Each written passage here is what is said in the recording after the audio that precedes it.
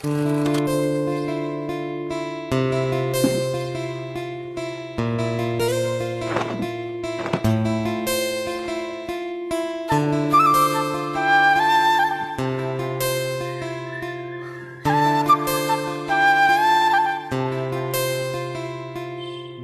कौन?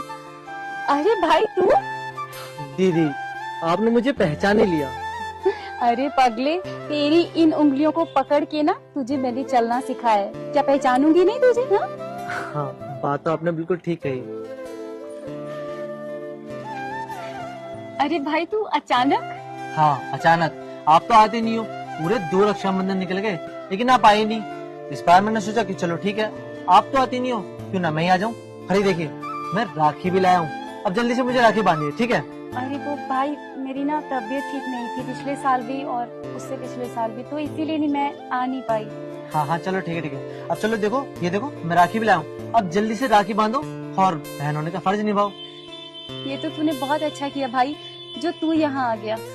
हाँ हाँ, वो सब तो ठीक है, लेकिन अब मुझे ये बताओ, आपने ये मुंह क्यों ढक रखा है अपना? मेरे ना फेस पे ना दाने हो गए हैं बहुत सारे, गर्मी से। ठीक है, चलो कोई बात नहीं, जल्दी से राखी बांधो। ठीक है। तूने तो मुझे सरप्राइज ही दे दिया यहाँ आकर।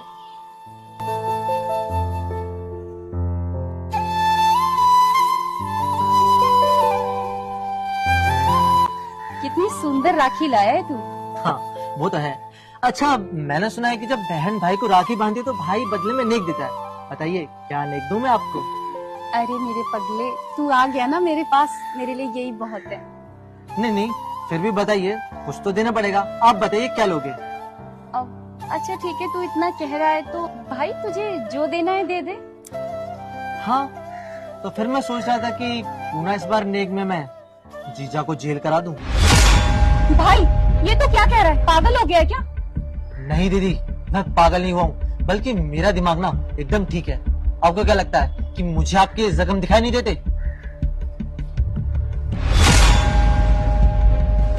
ये देखिए, कितना मारा उस आदमी ने आपको। नहीं नहीं, जैसा तू समझ रहा है ऐसा कुछ नहीं है। उन्होंने नहीं मारा मुझे, वो मैं गिर गई थी। दीदी, आप शायद भूल रही हैं कि मैं आप ही का भाई हूँ। सच और झूठ पे ना फर्क करना मुझे आता है। हर आपकी जो पड़ोस वाली है ना, उसने मुझको सब कुछ फोन पे पहले ही बता देता मुझे आपके साथ कैसे बर्ताव करते हैं। लेकिन मुझे ये समझ नहीं आ रहा कि वो ऐसा कर क्यों रहे हैं। अरे जब उन्होंने आपसे शादी की थी तब तो बड़े खुश थे वो, और वो तो आपसे बहुत प्यार करते हैं। फिर अब ये इतना मारपीट और ये सब क्यों? भाई मैं तुझे क्या बताऊं, वो ना रोज शराब पीकर घर आते हैं और मुझे बहुत मारते हैं। जिस टाइम शादी हुई थी उस टाइम वो शराब नहीं पीते थे, लेकिन गलत दोस्तों की संगत में पड़ के वो शराब पीने लगे दिन रात, और मुझे मारते हैं नशे में आकर। मुझसे कहते हैं कि घर जा अपने और पैसे लेकर आ। उन्होंने दहेज में गाड़ी नहीं दी तेरे माँ बाप ने। तुझे तो पता ही है कि मम्मी पापा के हालात ठीक नहीं थे उस टाइम, और अब भी पापा की तबीयत कितनी खराब रहती है। पूरा घर तू चला रहा है, तू कमा रहा है, और तेरी भी इतनी कमाई नहीं है, तो मैं कहाँ से उनकी डिमांड पूरी करूँ?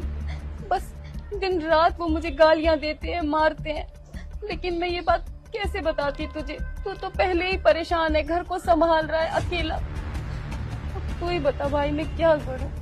मैं कहीं नहीं जा सकती ना इस घर को छोड़ के। देखो दीदी, इतना सब कुछ हो गया पर आपने हमें कुछ नहीं बताया।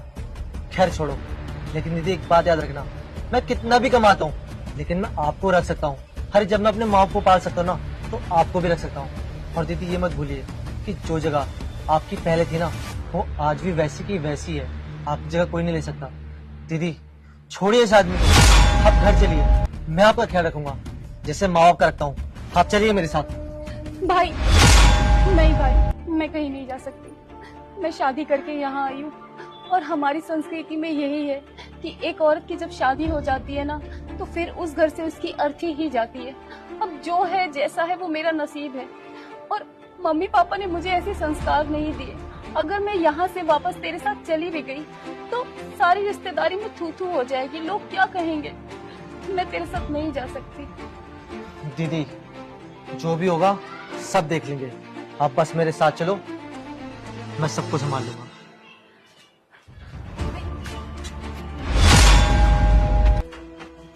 साले तू क्या कर रहा है यहाँ पर? और तू, ये से मैंने कहा था ना खाना बना के रखियो, और तूने बनाया नहीं अभी तक, है ना? कहा था ना जैसे। हाँ जीजा। जीजा ओए, अगर तू मेरा जीजा ना होता ना तो तेरा पिज्जा बना देता मैं। भाई भाई छोड़ दे भाई। तू तू मेरे को पिज्जा बनाएगा? साले चले ऐसे।